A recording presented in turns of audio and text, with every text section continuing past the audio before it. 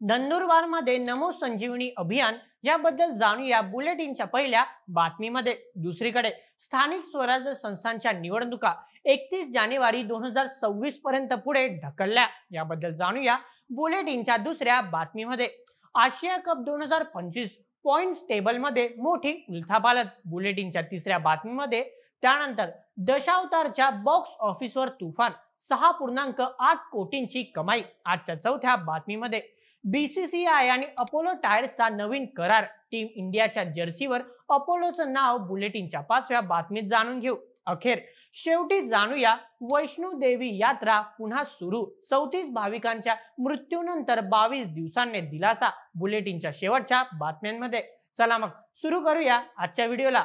नमस्कार, मी नील सोनार, तुम्ही पाहत आहात बोल एमएच। पंतप्रधान नरेंद्र मोदी यांच्या वाढदिवसानिमित्त देशभरात नमो संजीवनी अभियान राबवले जात आहे। या अभियानाचा भाग म्हणून नंदुरबार जिल्ह्यात 17 सप्टेंबर ते 2 ऑक्टोबर या कालावधीत आरोग्य तपासणी शिबिरांचे आयोजन करण्यात आले आहे।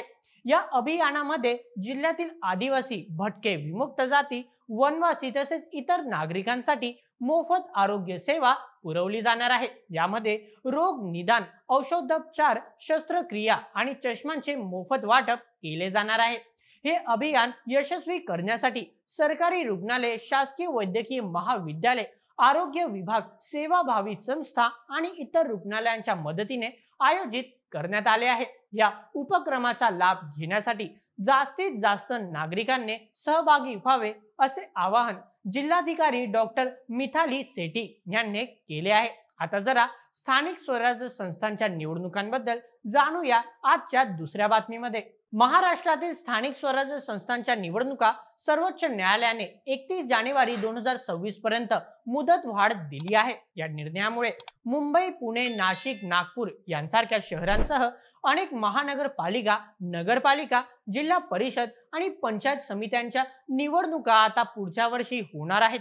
या निवडणुका अनेक वर्षांपासून प्रलंबित होत्या। निवडणुका पुढे ढकलण्यासाठी राज्य निवडणूक आयोगाने सर्वोच्च न्यायालयात अर्ज दाखल केला होता। त्यावर सुनावणी करताना न्यायालयाने या प्रक्रियेला विलंब होत असल्याबद्दल नाराजी व्यक्त केली आहे।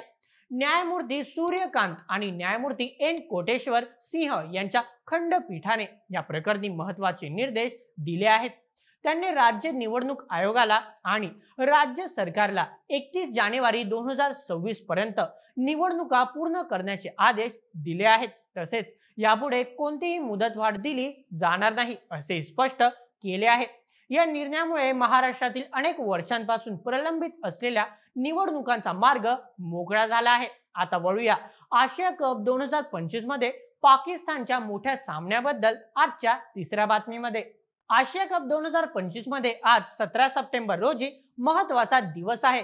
ग्रुप ए मध्ये भारताने यूएई आणि पाकिस्तानवर विजय मिळवत सुपर 4 मध्ये स्थान निश्चित केले असून आज पाकिस्तान यूएई सामन्यावर दुसऱ्या जागेची लढाई अवलंबून आहे।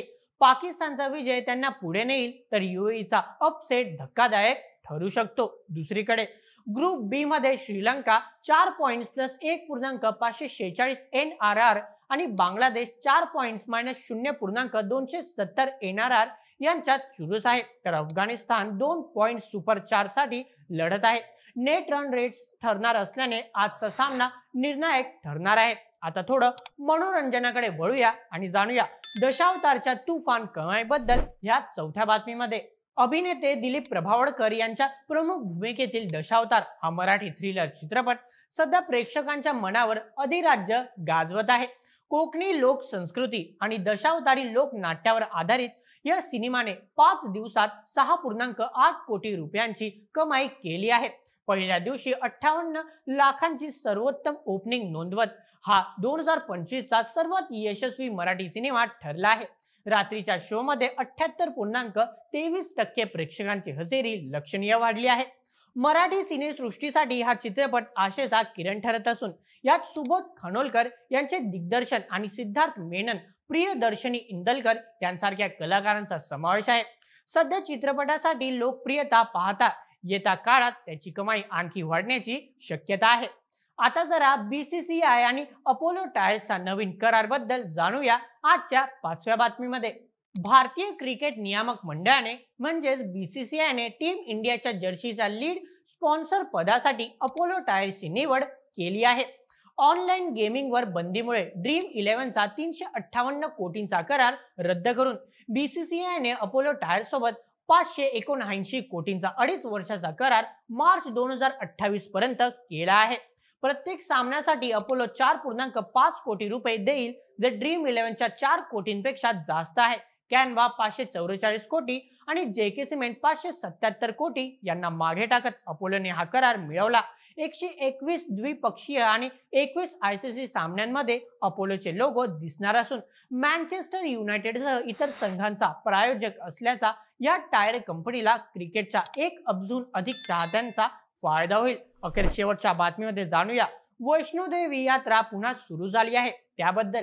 26 ऑगस्ट रोजी प्रचंड पावसाळ्यामुळे झालेल्या भूस्खलनात 34 भाविकांचा मृत्यू आणि 22 जण जखमी झाल्याने वैष्णोदेवी यात्रा 22 दिवसांपासून स्थगित झाली होती. आज 17 सप्टेंबर 2025 पासून यात्रा पुन्हा सुरू झाली असून त्रिकूट डोंगरावरील मंदिराकडे जाणारे दोन्ही मार्ग खुले करण्यात आले आहेत. हवामान स्थिर झाल्याने श्री माता वैष्णोदेवी शृंगार मंडळाने हा निर्णय घेतला आहे, ज्यावर भाविकांचे आंदोलन आणि स्थानिक अर्थव्यवस्थेचा दबावही होता. मंगळवारी मंडळाने सोशल मीडियावर याबाबत घोषणा केली होती, ज्यात भाविकांना अधिकृत स्रोतांमधूनच माहिती देण्याचे आवाहन करण्यात आले आहे.